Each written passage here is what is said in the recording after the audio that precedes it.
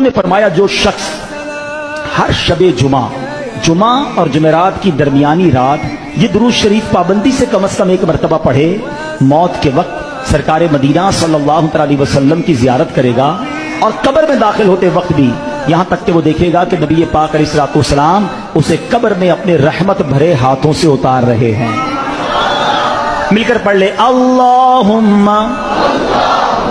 صلی وسلم وبارک